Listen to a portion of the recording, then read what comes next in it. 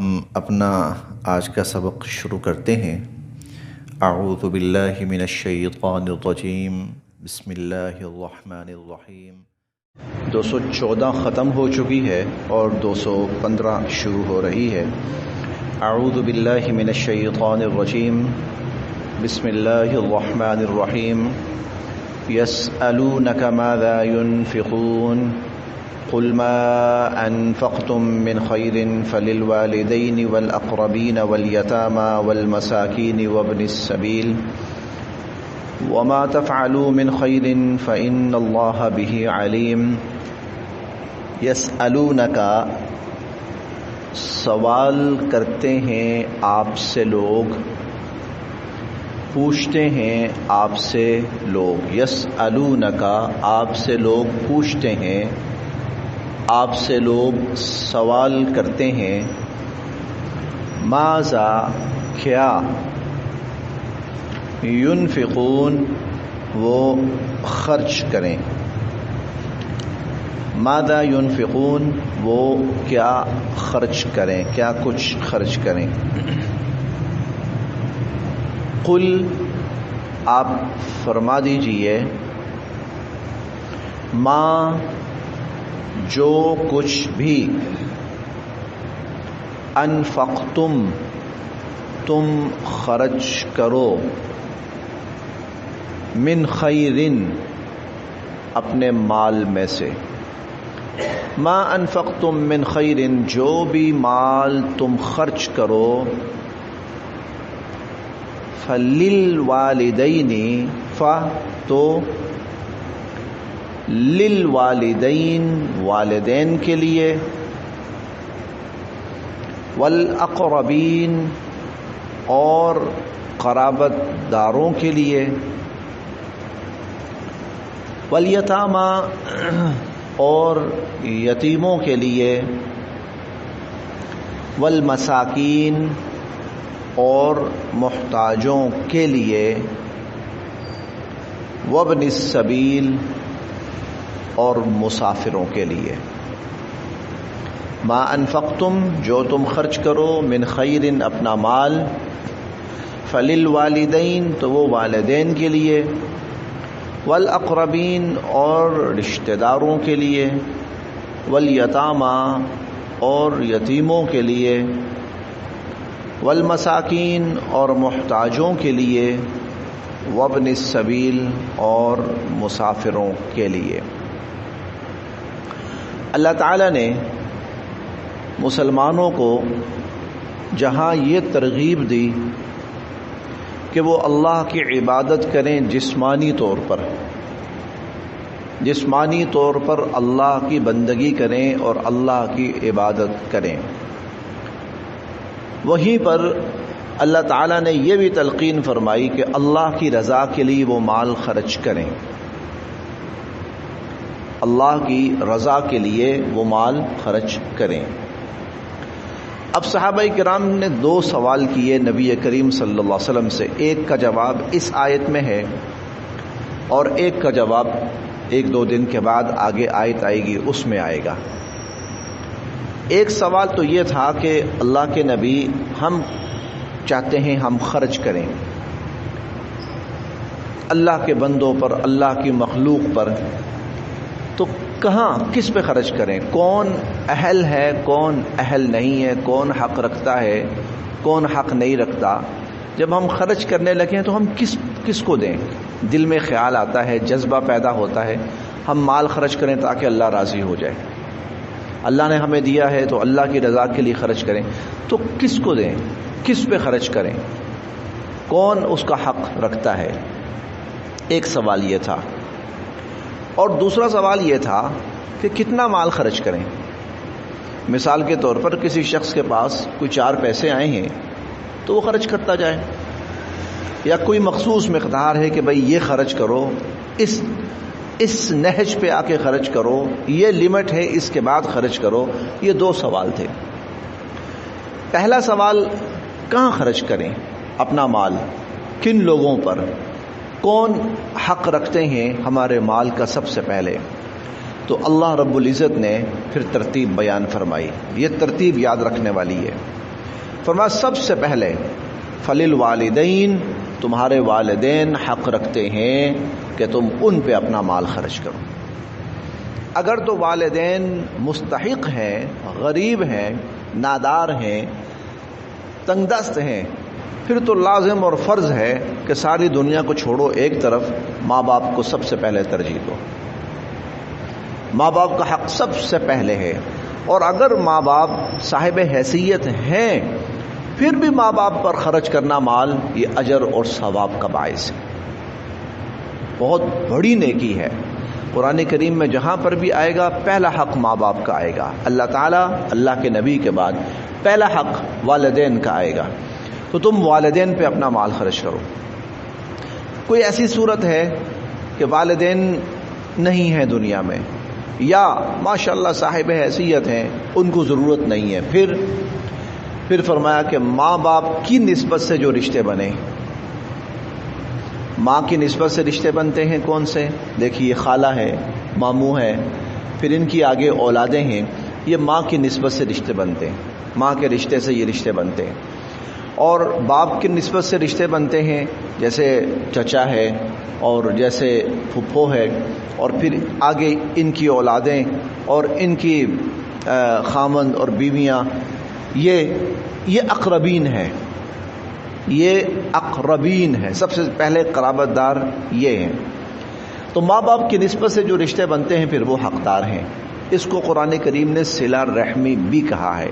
اپنے رشتہ داروں کا خیال رکھنا، ان پہ مال خرچ کرنا، ان کی ضروریات کا خیال کرنا، ان کی غمی خوشی میں شامل ہونا، مشکل میں ان کی مدد کرنا، یہ صلہ رحمی ہے. اور یہ بہت ہی بڑی عبادت ہے، بہت ہی بڑی نیکی ہے. تیسرے سٹیپ پہ جا کر اگر والدین بھی الحمدللہ صاحب حیثیت ہیں، رشتہ دار بھی صاحب حیثیت ہیں، تو تیسرے سٹیپ پہ جا کر پھر یتیم، اگر کوئی غریب یتیم ہے اور وہ غریب ہے، محتاج ہے، تو اس کی کفالت پر مال خرچ کرنا، اس کی کفالت پر مال خرچ کرنا. یہ اتنی بڑی نیکی ہے کہ حضور علیہ الصلوۃ والسلام فرماتے ہیں کہ میں اور یتیم کی کفالت کرنے والا قیامت کے دن جنت میں ایسے قریب قریب ہوں گے جیسے یہ 2 انگلیاں قریب قریب ہیں. یہ 2 انگلیاں قریب قریب ہیں، تو یتیم کی کفالت کرنے والا اور میں جنت میں قریب قریب اس طرح سے ہوں گے. تو یتیم ہے. اس کے بعد ہے مسکین. مسکین سے وہ شخص مراد ہے جو اپنی ضروریات تمام تر کوشش کے باوجود پوری نہیں کر سکتا. اپنی سی کوشش کرتا ہے لیکن پھر بھی وہ اس کے مسائل زیادہ ہیں، اس کے اخراجات، ضروری اخراجات زیادہ ہیں، اور اس کی آمدنی اتنی کم ہے کہ وہ کوشش کے باوجود، محنت کے باوجود اپنی ضروریات پوری نہیں کر سکتا اور اپنے اخراجات پورے نہیں کر سکتا. یہ شخص مسکین کہلاتا ہے، جو اپنی ضروریات پوری نہیں کر سکتا. اس کو قرآن کریم نے زکوٰۃ دینے کا حکم بھی دیا ہے. اس کو زکوٰۃ بھی دے سکتے ہیں، ہر قسم کا صدقہ اس کو دے سکتے ہیں جو کوشش کے باوجود اپنی ضروریات پوری نہیں کر پاتا، اپنے اخراجات پورے نہیں کر پاتا. یہ اور پھر آخری نمبر پر فرمایا وابن السبیل اور مسافر. وابن السبیل اور مسافر. مسافر سے مراد ایسا شخص جو کہیں دیار غیر میں ہے اور وہ وسائل ختم کر بیٹھا ہے، گم کر بیٹھا ہے، اسے رہائش کی ضرورت ہے، کھانے پینے کی ضرورت ہے، اسے واپسی کا ٹکٹ کرائے کی ضرورت ہے، علاج معالجے کے لیے پیسے کی ضرورت ہے. تو ایسا جو مسافر شخص ہے فرمایا اس کی بھی تم مدد کرو. تو یہ 4-5 قسم کے اللہ پاک نے مصارف بیان فرما دیے. اب ہمارے سامنے وہ جو سوال آتا ہے نا، کچھ لوگ ہم سے مانگنے کے لیے کھڑے ہو جاتے ہیں، ان کو دیں یا نہ دیں. اگر ہم یہ مصارف پورے کر رہے ہیں تو پھر ہم اللہ کے ہاں بری الذمہ ہیں. کس کو دیں؟ سب سے پہلے ماں باپ کو دیکھو، سب سے پہلے ماں باپ کو اور ان کی زندگی میں دیکھو. ماں باپ کو دیکھو اور ان کی زندگی میں دیکھو. ان کے دنیا سے جانے کے بعد تو بڑا کچھ ہوتا ہے، بہت کچھ لوگ کرتے ہیں. ان کے دنیا سے جانے کے بعد اگر یہ ان کی زندگی میں اور ان کی دنیا میں ہو جائے تو کتنا ہی اچھا ہو، تو کتنا ہی اچھا ہو. ان کو پھل ہے، وہ بعد میں ختم ہوتا ہے نا تو ہر قسم کا پھل لایا جاتا ہے. ارے بھائی جس کے لیے کر رہے ہو اس کو دنیا میں کھلاؤ، دنیا میں روز اس کے لیے لے کے آؤ، وہ خوش ہوگا، اس کی ضرورت پوری ہوگی. والدین بوڑھے ہو جائیں تو ان کی خوراک تھوڑی سی ذرا اسپیشل ہو جاتی ہے، پھر وہ نارمل خوراک نہیں رہتی ان کی، انہیں تھوڑا سا نارمل سے ہٹ کر ذرا تھوڑی سی اسپیشل خوراک کی ضرورت ہوتی ہے. تو اپنے والدین پہ خرچ کرو، اچھا کھلاؤ ان کو، اچھا پہناؤ ان کو، اچھا پلاؤ ان کو. بڑی عمر میں جا کر گرمی برداشت کرنا مشکل ہو جاتا ہے، تو اگر ان کے لیے کولر ایسی کا انتظام کیا جا سکے کرو. بڑی عمر میں جا کر یہ جو والدین ہوتے ہیں تو ان کو سردی برداشت کرنا ان سے ذرا مشکل ہو جاتا ہے، ان کے لیے گرمائش کا انتظام کرو. فللوالدین، سب سے پہلے والدین ہیں، باقی دنیا اس کے بعد ہے. سب سے پہلے انسان کے مال پر جن کا حق ہے وہ اس کے والدین ہیں. اسی لیے اللہ تعالیٰ نے جو وراثت ہے اس میں بھی سب سے پہلا حق والدین کا رکھا ہے. سب سے پہلا حق والدین کا ہے، اس کے بعد باقی جو ورثاء ہیں تو ان ورثاء میں تقسیم ہوتی ہے. اب ہوتا یہ ہے، یہ جو ماں باپ کا رشتہ ہے نا، یہ ایسا رشتہ ہے کہ وہ اپنے اوپر تکلیف برداشت کرتے ہیں اور کوشش کرتے ہیں کہ اولاد پہ ہم برڈن نہ ڈالیں، اولاد پہ ہم بوجھ نہ ڈالیں. یہ بڑی کوشش کرتے ہیں والدین کہ اولاد پہ بوجھ نہ ہو. وہ اپنی بیماری چھپاتے رہتے ہیں، وہ اپنی بیماری دباتے رہتے ہیں، وہ اپنی ضرورتوں کو چھپاتے رہتے ہیں، وہ اپنی بیماریوں کو، اپنی پریشانیوں کو چھپاتے رہتے ہیں. کہ میں عموماً بات کروں، الا ماشاء اللہ کوئی ہو تو والدین باوجود اس کے کہ سب سے زیادہ حق رکھتے ہیں، لیکن اس کے باوجود وہ اپنے آپ کو دباتے رہتے ہیں، بیماریوں کو دباتے ہیں، پریشانیوں کو چھپاتے ہیں، مشکلات کو نظر انداز کرتے ہیں، اولاد پہ بوجھ نہ پڑے. ابھی وہ صاحب نہیں ہے یہاں پر، چند دن پہلے انہوں نے مجھے بات بتائی، 8-10 دن پہلے، وہ میرے خیال میں آج نہیں ہے، چلیں نام نہیں لیتا میں. ان کے والد صاحب کی عمر تھی 85 سال، یہاں کے مستقل نمازی تھے. کہنے لگے وہ جو ماہانہ راشن ہوتا تھا، ماہانہ راشن لے کر آتے تھے وہ اکبری منڈی سے، وہاں سے ماہانہ راشن لے کے آتے تھے. ہم ان سے کہتے تھے ابا جی آپ کہاں اتنا دور جاتے ہیں، اور وہ بھی موٹر سائیکل پر جاتے تھے. تو کہتے تھے کہ بیٹا وہاں سے ذرا مجھے چیز سستی مل جاتی ہے.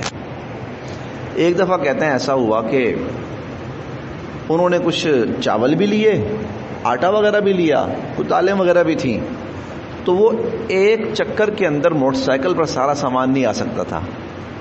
انہوں نے کچھ سامان رکھا، وہاں سے چلے سبزہ زار آئے اور یہاں پر ڈراپ کیا سامان، پھر واپس گئے اور جو باقی سامان تھا وہ اٹھا کے لائے. کہتے جب پتہ چلا نا ہمیں تو ہم نے کہا ابا جی آپ نے کیا کیا ہے، یہ والا رکشہ کرواتے، رکشے میں سارا سامان رکھتے، ایک چکر میں آ جاتا. آپ وہاں سے سامان لے کر آئے ہیں، گھر چھوڑا، بیٹھے بھی نہیں اور دوبارہ واپس چلے گئے. اور پھر تو کہنے لگے بیٹا میرے بچے بڑی محنت سے کماتے ہیں، میرے بچے بڑی محنت سے کماتے ہیں، تو میں نہیں چاہتا تھا کہ میں ایک چکر یہ نہ میں فارغ ہوں. کیا ہے عموماً یہ ہوتا ہے کہ والدین اپنی ضرورتوں کو دباتے ہیں کہ ہمارے بچوں پہ برڈن نہ پڑے، ہمارے بچوں پہ بوجھ نہ پڑے. عموماً والدین وہ اپنی بیماریاں چھپاتے رہتے ہیں، وہ اپنی تکلیفیں چھپاتے رہتے ہیں، وہ نہیں ظاہر کرتے، اور اگر اپنا خرچہ کم کرتے رہتے ہیں، سادہ کپڑے پہنتے ہیں، سادہ کھاتے ہیں. تو اللہ پاک اس آیت میں سب سے پہلے ہمیں فرما رہے ہیں کہ ان کو پہلے دیکھو کہ جنہوں نے اپنا سب کچھ تم پہ خرچ کر کے اب تم سے کچھ لینا بھی نہیں چاہتے، تو فلیل والدین، سب سے پہلے یہ والدین، ان کا حق ہے، ان کا خیال کرو، ان کو دیکھو، ان کی ضروریات جانچو، پرکھو. ان کی ضروریات یہ نہ سوچو ان کا کیا خرچہ ہے، انہوں نے کیا کرنا ہے، اب ان کو کیا دینا، نہیں، ان کی زیادہ ضرورت ہے. ان کی خوراک بڑھاپے میں جا کر، بالخصوص 60 65 70 سال کے بعد جا کر ان کی خوراک عام نہیں رہتی، ان کو ذرا اسپیشل خوراک کی ضرورت ہے، عمر کے لحاظ سے، صحت کے لحاظ سے. عام 40 45 سال کا بندہ جتنی گرمی برداشت کر لیتا وہ نہیں کر سکتے. عام اس نوجوان آدمی جتنی سردی برداشت کر لیتا وہ نہیں کر سکتے. اب ایک نوجوان کے لیے اوپر جانا نیچے آنا 10 دفعہ آنا جانا کوئی معنی نہیں رکھتا، وہ بھاگتے ہوئے جاتا ہے بھاگتے ہوئے آتا ہے. لیکن یہ جو بزرگ ہیں ایک دفعہ ان کو جانا پڑ جائے اوپر تو ان کے لیے بڑا مشکل ہو جاتا ہے. ان کو پھر کئی دفعہ رکنا پڑتا ہے اوپر، پھر 5-10 منٹ گزار کے پھر نیچے آنا پڑتا ہے. اب وہ ہمت نہیں رہی جسم کے اندر، وہ جان نہیں رہی. اب اولاد کو کیا کرنا چاہیے؟ کہیں اوپر آنے جانے والا معاملہ ہو تو وہ والدین کو نیچے بٹھائیں، خود اوپر آئیں جائیں. اور اگر کہیں ایسا ہو کہ 2 پورشن ہے، ایک پورشن اولاد رکھنا چاہتی ہے اور ایک ماں باپ کو دینا چاہتی ہے، تو اولاد کو چاہیے کہ وہ پورشن ماں باپ کو دے کہ جس میں ان کے لیے ہر اعتبار سے سہولت ہے. اور اس میں زیادہ جو نیچے والا پورشن ہے وہ عموماً زیادہ ان کے لیے سہولت اور آسانی ہوتی ہے کہ آنا جانا آسان ہوتا ہے، سیڑھیاں چڑھنا اترنا. تو فللوالدین، تم نے مال خرچ کرنا ہے، سب سے پہلے ان کو دیکھو جنہوں نے اپنا سارا مال تم پہ خرچ کر دیا، جنہوں نے اپنا سب کچھ تم پر لٹا دیا. اب دیکھیں اگر والد وہ ہے سرکاری ملازم ہے اور وہ ریٹائر ہوتا ہے، اسے ریٹائرمنٹ پہ جس شکل میں پیسہ ملتا ہے تو اس کی اپنی کوئی ترجیح نہیں ہوتی. بچوں کے لیے مکان بنا لوں، ان کے بچوں کی شادیاں ہو جائیں، ان کے بچوں کی شادیاں ہو جائیں، بچوں کی شادیاں ہو جائیں، ان کے بچوں کی شادیاں ہو جائیں. اچھا فلاں بچے کو یہ ضرورت ہے یہ کر دوں، فلاں بچے کو یہ ضرورت ہے یہ کر دوں. وہ اپنی کوئی ضرورت اس میں سامنے نہیں رکھتے. تو ماذا ينفقون، کہاں خرچ کریں؟ فرمایا باہر کہاں جانا ہے، باہر کہاں مسکین ڈھونڈنے ہیں تم نے، باہر کہاں لوگ ڈھونڈنے ہیں تم نے. فللوالدین، سب سے پہلے ماں باپ خرچ کرو، ماں باپ پر. کیوں؟ جب یہ چلے جائیں گے پھر تم بہت خرچ کرو گے، لیکن اس کا فائدہ شاید ان کو اتنا نہ ہو، تب شاید اس کا فائدہ ان کو اتنا نہ ہو. اب دنیا میں جب تک زندہ ہیں پھر اب ضرورت ہے، اب ان پر خرچ کرو. فللوالدین والاقربین، اور پھر جو رشتہ دار ہیں قرابت دار ہیں. والیتامى، اگر یہ سب صاحب حیثیت ہیں کوئی ضرورت نہیں ہے تو والیتامى، کوئی یتیم دیکھو جو جس پر باپ نہیں ہے، باپ کا سایہ نہیں ہے، ماں کا سایہ نہیں ہے، چھوٹا ہے، خود اپنے اخراجات نہیں اٹھا سکتا، ماں باپ نہیں ہے یا ماں نہیں یا باپ نہیں ہے، محتاجی ہے، لہذا والیتامى، یتیموں کو دیکھو. والمساکین، محتاجوں کو دیکھو، ایسے لوگ جو اپنی ضروریات پوری نہیں کر پائیں گے. اور وابن السبیل، کوئی بیچارہ مسافر کہیں پردیس میں پھنس کر رہ گیا ہے، اس کے پاس کوئی واپسی کی شکل نہیں ہے، کھانے پینے کی شکل نہیں ہے، ایسے شخص کو دیکھو، کیونکہ یہ وہ لوگ ہیں کہ جو حق رکھتے ہیں کہ ان کے اوپر مال خرچ کیا جائے. وما، اور جو تفعلوا، تم کرو گے، وما تفعلوا، اور جو تم کرو گے، من خیر، کوئی بھلائی، وما تفعلوا من خیر، اور جو بھی تم بھلائی کرو گے. اب اس کو ذہن میں سوچ لیں. انسان یہاں سے نکلتا ہے مسجد سے باہر، مثال ہی دینی ہے، اب اس کو سامنے لگتا ہے کہ فروٹ کی ریڑھی لگی ہوئی ہے. اچھا والد صاحب کو سیب بڑا پسند ہے، نرم ہے، ان کو پسند بھی ہے، چلو 1 کلو 2 کلو سیب لے لیے. اچھا والدہ کو انگور بڑے پسند ہیں، 1 کلو 2 کلو لے لیے.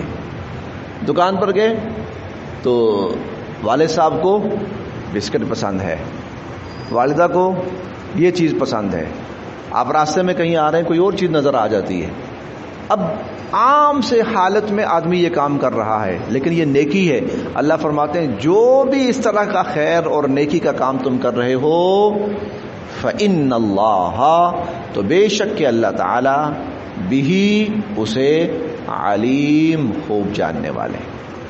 وما تفعلوا من خیر، جو بھی تم خیر کرو گے، بھلائی کرو گے، فإن اللہ بھی علیم، تو بے شک اللہ تعالیٰ اس کو خوب جاننے والے ہیں. اب موسم کچھ عرصے کے بعد ہمارے ہاں تھوڑا سا سرد ہو جائے گا، تھوڑا سا ٹھنڈا ہو جائے گا موسم. ایسے میں جوانوں کو بھی اور خاص طور پر بزرگ حضرات کو کچھ تھوڑی سی گرم خوراک کی ضرورت ہوتی ہے. تو اگر کوئی بچہ، کوئی بیٹا، کوئی بیٹی جاتے ہوئے، ہمارے ہاں زیادہ تر سوپ ہوتا ہے، فش ہوتی ہے، اس طرح کی 2-3 چیزیں ہوتی ہیں, ڈرائی فروٹس ہوتے ہیں, لے جاتا ہے. وما تفعلوا من خیر, جو بھی تم خیر اور بھلائی کرو گے, چچا زاد بھائی, ماموں زاد بھائی, کوئی عزیز, ان کے ہاں خوشی کا موقع آیا ہے, مٹھائی کا ڈبہ پکڑا, چلیں یار خوشی ہے, وہ خوش ہوں گے, ہم ان کی خوشی میں شامل ہوتے ہیں. وما تفعلوا من خیر, جو بھی تم خیر کرو گے, بھلائی کا عمل کرو گے, فإن اللہ بہ علیم, اللہ تعالیٰ اس کو جاننے والے ہیں, اور صرف جاننے والے نہیں ہیں بلکہ اللہ اس کا پورا پورا صلہ بھی دینے والے ہیں, اور اجر اور ثواب بھی دینے والے ہیں. کتبہ, فرض کیا گیا, کتبہ فرض کیا گیا, علیکم تم پر, القتال, قتال دشمن سے لڑنا, جنگ کرنا. کتب علیکم القتال, لڑنا, دشمن سے لڑنا, دشمن سے جنگ کرنا, یہ تم پر فرض کیا گیا ہے. وہوا, چاہے وہ کرہن, ناگوار ہی کیوں نہ ہو, لکم, تمہارے لیے. وَهُوَ كُرْهٌ لَكُمْ, چاہے یہ چیز تمہیں ناگوار ہی کیوں نہ لگے, کیونکہ بہرحال جنگ ہے, اس میں موت ہے, اس میں تکلیفیں ہیں, اس میں زخمی ہونا ہے, مر جانا ہے, سب کچھ ہے, تو تھوڑا سا انسان ذرا گھبراتا ہے. میں نہیں, اور جس چیز سے گھبراتا ہے اس چیز سے بچتا ہے, وہ چیز طبعاً اچھی نہیں لگتی. تو اللہ پاک فرماتے ہیں وَهُوَ كُرْهٌ لَكُمْ, چاہے تمہیں برا ہی کیوں نہ لگے, چاہے تمہیں ناگوار ہی کیوں نہ لگے, لیکن اللہ تعالیٰ کی طرف سے تم پر دشمن سے لڑنا اور جہاد کرنا, قتال کرنا فرض کر دیا گیا. وَعَسَىٰ, اور عین ممکن ہے, ان کے تکرہو, تم ناپسند کرو, شیئن, کسی چیز کو. وَعَسَىٰ أَن تَكْرَهُوا شَيْئًا, اور عین ممکن ہے کہ تم ناپسند کرو کسی چیز کو. وَهُوَ, اور وہ خَيْرٌ لَكُمْ, بہتر ہو تمہارے حق میں. وَهُوَ خَيْرٌ لَكُمْ, اور وہ تمہارے حق میں بہتر ہو. عین ممکن ہے کہ تم ایک چیز کو ناپسند کر رہے ہو اور وہ تمہارے حق میں بہتر ہو. وَعَسَىٰ, اور عین ممکن ہے, ان کے تحبو, تم پسند کرو, شیئن, ایک چیز کو, وَهُوَ, اور وہ شرٌ, وہ نقصان دہ ہو, لکم, تمہارے لیے. وَهُوَ شَرٌ لَكُمْ, اور وہ تمہارے حق میں نقصان دہ ہو. عَسَىٰ أَن تَكْرَهُوا شَيْئًا, ہو سکتا ہے تم کسی چیز کو ناپسند کرو, وَهُوَ خَيْرٌ لَكُمْ, اور وہ تمہارے حق میں بہتر ہو. وَعَسَىٰ أَن تُحِبُّوا شَيْئًا, اور یہ بھی ہو سکتا ہے کہ تم کسی چیز کو پسند کرو, وَهُوَ شَرٌ لَكُمْ, اور وہ تمہارے حق میں بری ہو. تو پھر کیسے پتہ چلے گا کہ یہ کام کرنا چاہیے اور یہ کام نہیں کرنا چاہیے؟ کیسے پتہ چلے گا؟ ہمیں ایک چیز اچھی لگ رہی ہے لیکن وہ بری ہے, ہمیں ایک چیز بری لگ رہی ہے اور وہ اچھی ہے, تو کیسے پتہ چلے گا؟ تو واللہ یعلم وانتم لا تعلمون, واللہ, اور اللہ تعالی, یعلم, جانتے ہیں, اور اللہ جانتے ہیں, وانتم, اور تم, لا تعلمون, نہیں جانتے. لہذا جب اللہ پاک کسی کام کے بارے میں کہیں کہ یہ کرو, اب وہ بظاہر اچھی لگے یا بری لگے, اس میں فائدہ ہی فائدہ ہے. اور جب اللہ پاک کسی چیز سے منع فرما دیں کہ یہ نہ کرو, تو بظاہر دیکھنے میں اس میں کتنا ہی فائدہ کیوں نہ نظر آتا ہو, وہ بری ہے, وہ شر ہے, وہ نقصان کا باعث ہے. اللہ کو پتا ہے کیا بہتر ہے, اللہ کو پتا ہے کیا بہتر نہیں ہے. لہذا اللہ پاک جس کام کا حکم فرما دیں اور اللہ کے نبی صلی اللہ علیہ وسلم جس کام کا حکم فرما دیں, وہ پھر خیر ہے, اسی میں بہتری ہے, بظاہر دیکھنے میں وہ جیسا ہی عجیب کیوں نہ ہو. اس کی آپ کو بہت سی مثالیں ملیں گی. صلح حدیبیہ بہت بڑی مثال ہے, صلح حدیبیہ بہت بڑی مثال ہے. اللہ تعالیٰ یہ چاہتے تھے اور حضور صلی اللہ علیہ وسلم یہ چاہتے تھے کہ کفار کے ساتھ صلح ہو جائے اور کچھ شرائط پر بات طے ہو جائے اور ہم یہاں سے چلے جائیں. ان میں سے کچھ چیزیں ایسی بھی تھیں کہ جو صحابہ کرام پر بڑی بھاری تھیں کہ یہ بات کیوں, یہ صلح کیوں, وہ لڑنے آ رہے ہیں ٹھیک ہے لڑائی صحیح,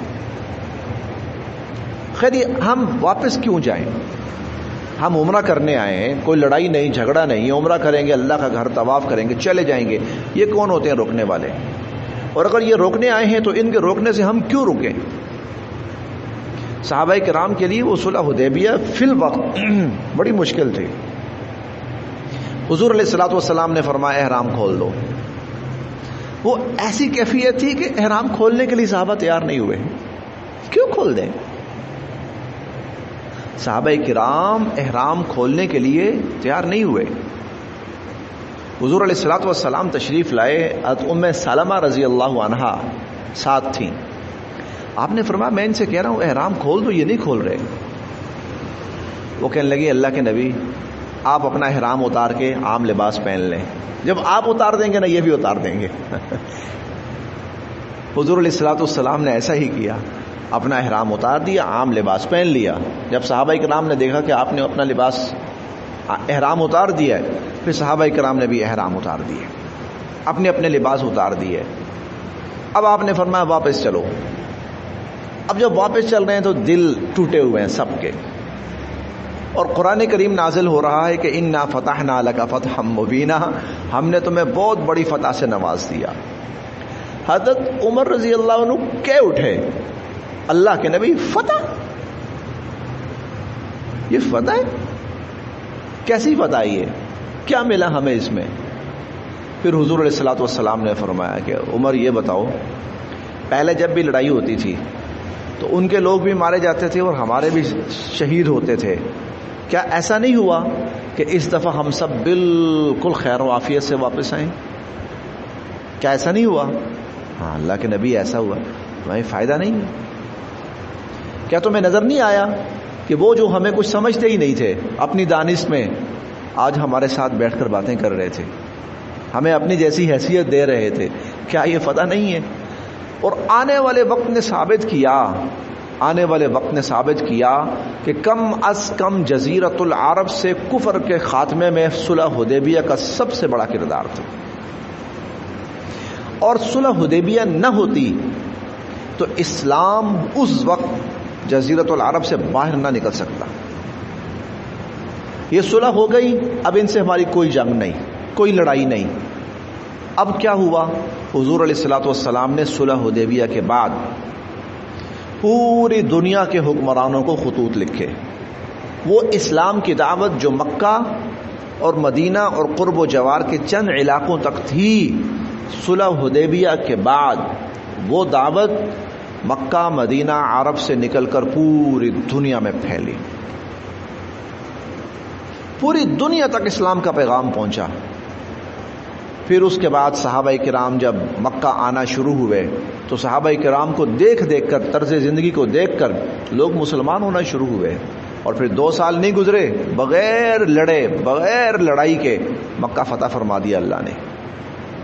تو تمہیں نہیں پتا, ہو سکتا ہے کہ تم ایک چیز کو ناپسند کر رہے ہو اور وہ تمہارے حق میں بہتر ہے, اور ہو سکتا ہے کہ تم ایک چیز کو پسند کر رہے ہو اور وہ تمہارے حق میں بری ہو. واللہ یعلم, اور اللہ جانتے ہیں, وانتم لا تعلمون, اور تم نہیں جانتے. لہذا جس چیز کے بارے میں اللہ پاک فرما دیں یہ کرو, اس میں خیر ہے, کرو, اور جس سے منع فرما دیں نہ کرو, وہ تمہارے لیے نقصان ہے, تکلیف ہے, وہ نہ کرو, اس سے اپنے آپ کو